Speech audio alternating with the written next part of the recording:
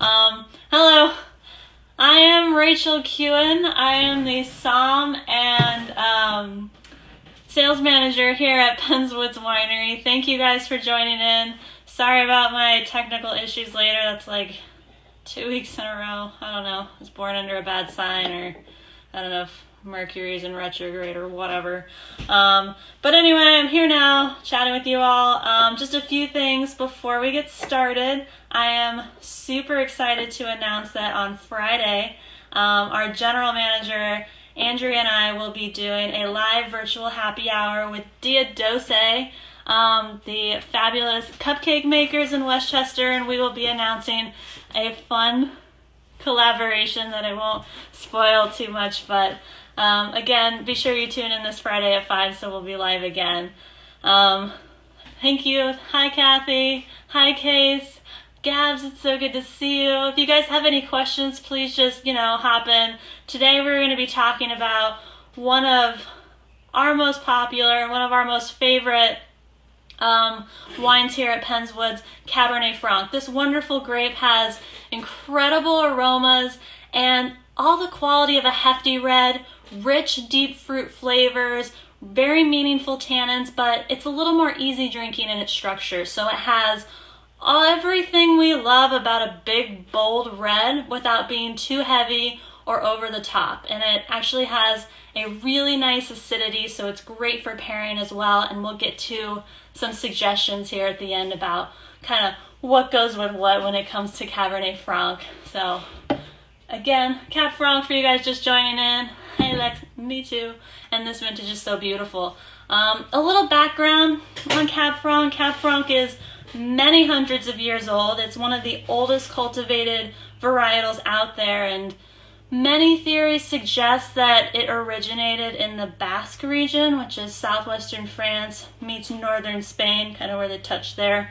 But it's also arguably originated in Bordeaux, where it's been cultivated for many hundreds of years, and it is one of the important noble grapes of the region. It is hugely important in right bank Bordeaux. You think Pomerol, Saint-Emilion, who produce Merlot dominant blends with Cabernet Franc that are some of the most gorgeous, well-known, collectible, expensive wines in the world. And it's also, can't mention Cab Franc without mentioning the Loire Valley, where it's grown since at least the 14th century. And the Loire Valley is the top producer of Cabernet Franc in the world. And if you're looking for beautiful single varietal expressions of Cabernet Franc, you'll want to look for, because again, it's France, so they don't call it what it is, they call it where it's from. So you'll want to look for Chenin or Bourgueil, and they also make some really beautiful Cabernet Franc rosés in Anjou. Just singing the praises of Cab Franc all over France. But it's actually grown worldwide. And we'll talk a little bit about why later. It's the second most popular Cabernet Franc region is actually Italy. It's not one of the indigenous varietals of Italy, so it's not part of their official classification system, but you do see it in a lot of the big, bold, muscly, super Tuscans, which are super popular, and they're grown in California, Chile, and then up and down here on the East Coast.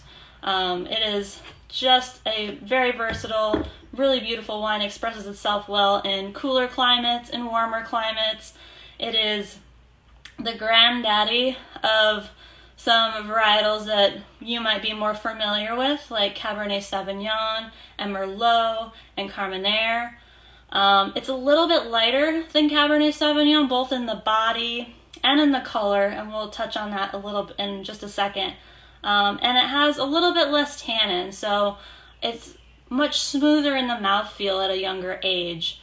But Cabernet Franc in general produces robust, good quality wines in a variety of climates, and we are super, super lucky to grow it here in our vineyard because the grape itself is rather cold hardy.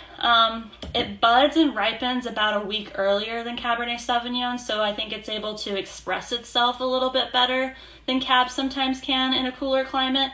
But because it does bud early, sometimes it is a little susceptible to that late frost, which, we always keep our fingers crossed just stays away from us. It is fairly thin-skinned, which makes it a little bit lighter in color than a Cabernet Sauvignon. And it has really cute little small black and blue berries. It grows well in many different types of soil, but it does prefer clay, sand, and limestone, which is exactly what we have going on here in our Chad's Ford vineyard. Tons of clay with, that rocky soil. At our vineyard in Coatesville, where we also have some Cabernet Franc, we don't call it Sandy Hill for no reason. Lots of sand out there. So it's really cool to see how Cabernet Franc expresses itself even just an hour away in our two different vineyards. And it does really well in both. And obviously our Sandy Hill vineyard is a little bit younger, so I would really like to see Davidet in the future maybe do like some separate, single vineyard from Sandy Hill, single vineyard from Chad's Ford, so we can compare and contrast. It'd be really cool. Speaking of Davidet, so, he's hard working out there in the vineyard. Cabernet Franc can be very high yielding, so vineyard managers need to be sensitive to overcropping. If it's overproductive, it can produce some of the harsher, more green vegetal notes, which Cabernet Franc and subsequently all the varieties it's connected to is known for that pyrazine compound, which is part of its signature flavor, but it's about turning something a little bit harder like green pepper into something that's a little more approachable, like green peppercorn or roasted pepper or tarragon or mint. And this can be done by managing vine vigor, by managing the crop load, canopy density, and it's definitely not to lose those pyrazine compounds. They're so important to what makes Cabernet Franc Cabernet Franc. It's just about using viticulture practices to manage the flavor profile ahead of the winemaking, which, again, we reiterate time after time, how much work goes into the vineyard, and good wine is made in the vineyard, and we're just the shepherds of leading to where it goes afterwards. So again, like, viticulture can have a huge impact on the flavor profile in the wine later on. So that's why, Davidet works hard out there doing what he does. But as with any grape, Cabernet Franc can express itself a little bit differently depending on where it's grown.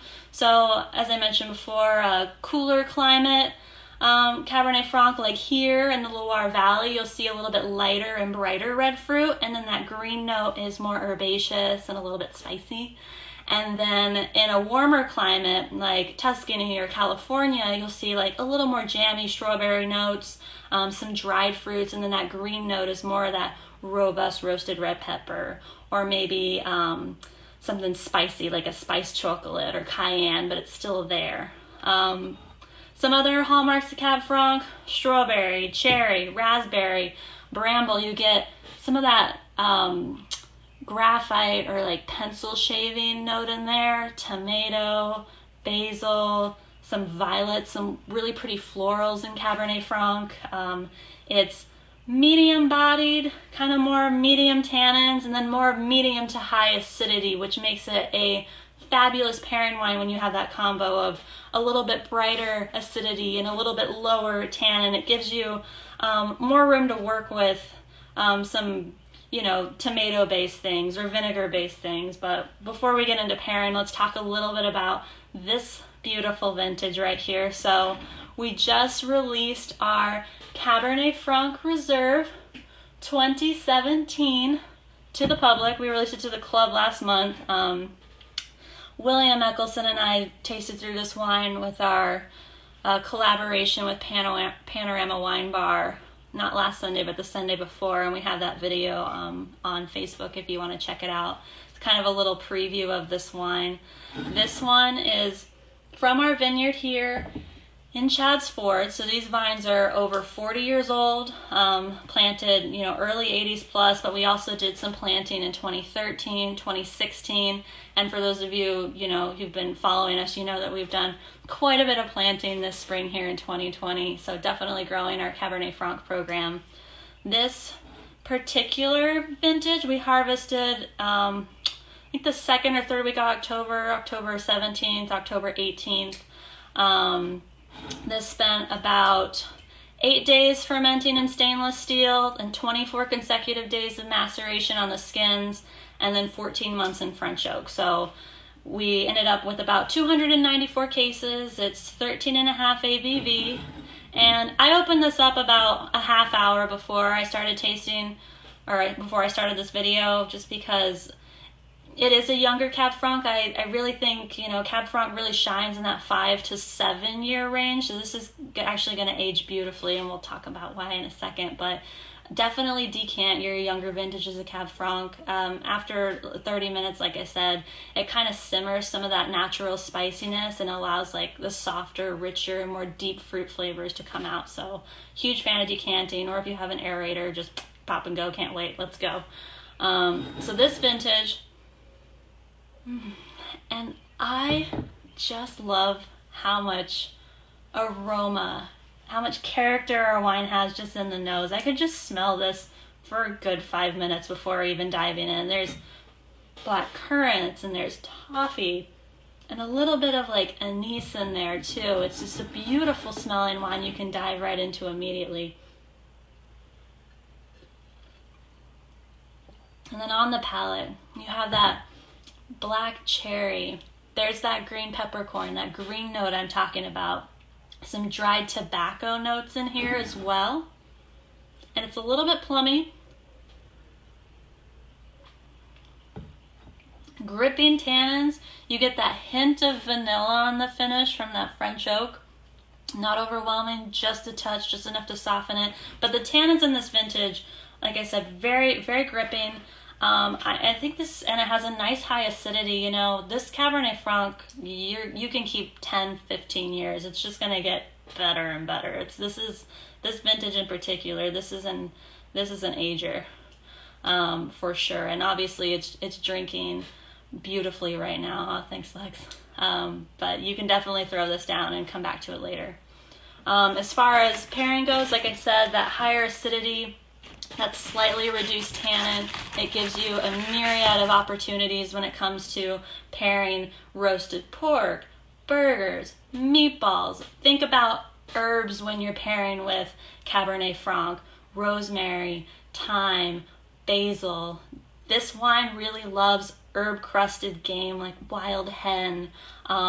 You could get into some lamb with Cabernet Franc. So good. Some cheeses, like a cheddar, we had this tomato basil cheddar with it a couple years ago. Super good. Again, that herb note. Some blue cheese, some gorgonzola, a little more heavy hitters. We've actually paired it this week. I'm just gonna open this with our Taste Artisanal Market. She is a local producer. Was in Westchester, now she's over in Delaware. But the marinated Asiago spread, you guys, if you haven't had any of these spreads, they're outrageous. It says right on the front, enjoy with fresh bread, red wine, and good company. So we've got red wine here, we've got good company, if I do say so myself, and we're pairing with that, and it just tastes so good with the really the garlicky notes, that nice Asiago. Oh my god. Marinated Asiago Spring Cabernet Franc, can't go wrong. But again, a lot of red wines, like if you're doing marinated Asiago, you're doing it right. I also have our garlic rosemary Asiago crackers from Rip Rap Baking, also local producer. So shout out to the little guys, support your small friends, small business. And so that's our pairing. If anyone has any questions about Cabernet Franc, please feel free to jump in. Or you can direct message later And again, if you're just jumping in late, this will be up on our Instagram here in a little bit. I'm going to record it and throw her up on Facebook for your other later viewing pleasure. So, Cabernet Franc, definitely worth exploring. The way it conducts itself here in this area in particular, and, from here down to Virginia, is very exciting. I'm really excited about the future of this wine in our area and people starting to explore it a little bit more.